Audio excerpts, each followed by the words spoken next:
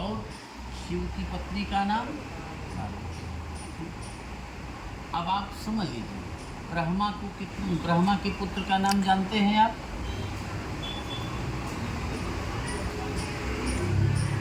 हम सारे लोग ब्रह्मा के ही संतान हैं, लेकिन औरस पुत्र के रूप में ब्रह्मा के दो बेटे हैं,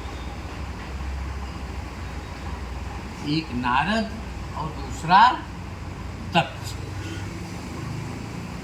दक्ष की ही बेटी सती थी ना,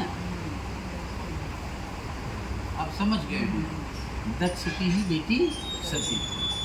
तो ब्रह्मा को माने सरस्वती को दो बेटे और लक्ष्मी को कोई बेटा बेटी नहीं।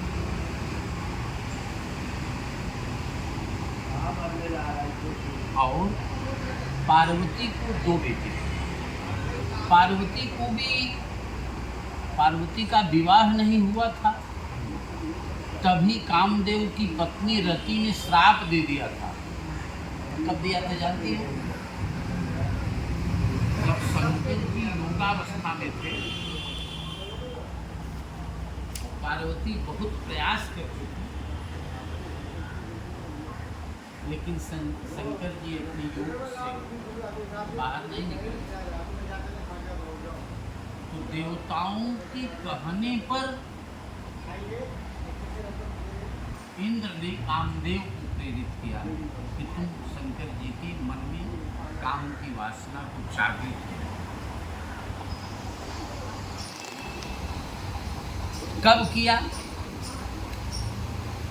एक राक्षस था, जिस राक्षस का नाम था तारकासुर, और उस तारकासुर राक्षस को ये वरदान मिला था,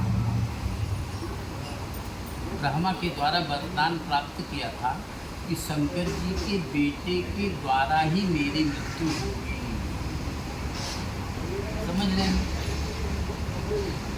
आओ, जब शंकर जी योग माया में चले जाते हैं तो बहुत कुछ होता था, और उसी दरमियान ये प्रताड़ित करता था देवताओं को। कौन था? तो जब प्रताड़ित ज़्यादा करने लगा देवताओं को, तब सारे देवता एक मिल करके इंद्र को प्रेरणा दिया। इंद्र ने कामदेव को आदेश दिया। कामदेव ने सहयोगियों के साथ में काम की बात चलाने लगे।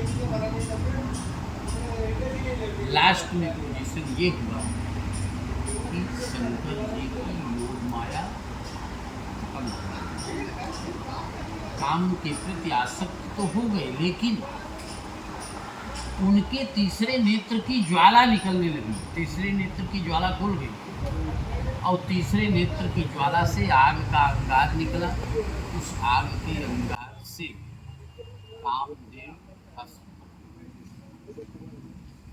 कामदेव की नई नई शादी, कोई संतान नहीं हुआ।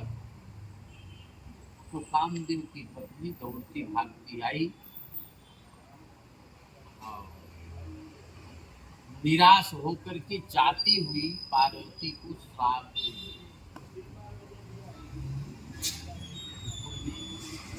मेरी शादी अभी नहीं हुई, तुम्हारे कारण मेरे पति की भस्म हो गई, मेरे पति की भस्म हो गई, कोई संतान भी नहीं हुआ। मैं तुम्हें श्राप देती हूँ कि तुम आजीवन संतान वाली होगी।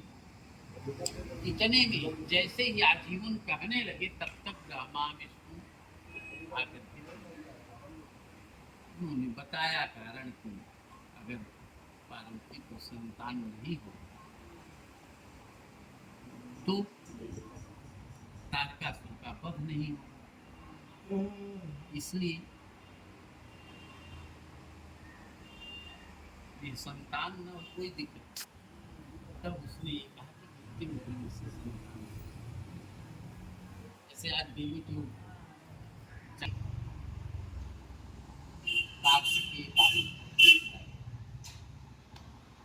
तो पहला बेटा तो कार्तिकेय हो, कार्तिकेय के बाद में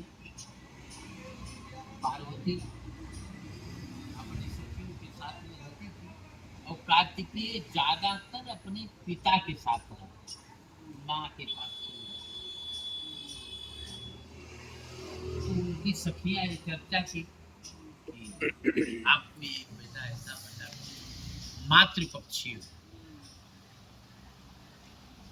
तो पार्वती स्नान कर रही थी, उपटन ली थी अपने शरीर में लगाने के लिए, उसी उपटन से एक बालक का स्वरूप बना दिया और प्राण डाला उसमें मंत्रों के माध्यम से और एक सजीव बेटा पैदा हो गया। उसी बेटे का नाम गणेश रखा। पैदा होने के बाद जैसे हम आपको बुलाएंगे कि रीता जी इधर आओ, तो आप मेरे पास मेरे सामने आकर के खड़ी हो जाओगे, कुछ बोलेंगे नहीं तो आप जरूर बोलोगे कि गुरु जी क्यों बुलाया हो। तो गणेश जी कहने लगे, माँ मेरे लिए क्या आदेश है। एक डंडी दे दिया कार्तिकेय को गणेश, और डंडी दे दिया और कहा कि दरवाजे पर बैठो, कोई अंदर आने, समझ रहे हैं, कोई अंदर आने। अब जैसे अभी आप ये समझ लीजिए कि अंदर तब तक शंकर जी घूमते थे, शंकर जी अंदर जाना चाहते थे लेकिन गणेश जी रोकते थे। शंकर जी अंदर जाना चाहते थे, गणेश जी रोकते थे। क्यों ऐसी स्थिति पैदा हुई समझ भाई, उसमें परिचय पूछ सकते हैं कि आप कौन हो, मैं कौन हूँ, क्यों आप मुझे रोक रहे हो, समझौता हो सकता है ना। लेकिन किसी ने किसी से पूछा नहीं कि हम कौन है, आप क्यों नहीं जाने दे रहे, किसी ने पूछा नहीं। क्योंकि एक बार शंकर जी ने स्वयं सूर्य का सिर काट दिया, नहीं जानते हैं। सूर्य किसके बेटे थे, बेटे हैं कश्यप ऋषि के बेटे, और सूर्य का सिर जब काट दिया पूरा संसार अंधकार में हो गया। उसी दरमियान कश्यप ऋषि आए और कश्यप ऋषि ने शंकर जी को श्राप दे दिया कि जिस प्रकार से आपने मेरे बेटे का सिर काट दिया, उसी प्रकार से कभी अनजान में आप अपने बेटे का भी सिर काट डालोगे। अब वो गणेश कार्तिकेय तो उनके साथ में रहता था, गणेश को पहचानते नहीं थे, जानते नहीं थे कि किसका बेटा है। गणेश जी जब अंदर नहीं जाने थे, यहाँ तक कि ब्रह्मा विष्णु भी आए युद्ध किए, ये नहीं कर पाए।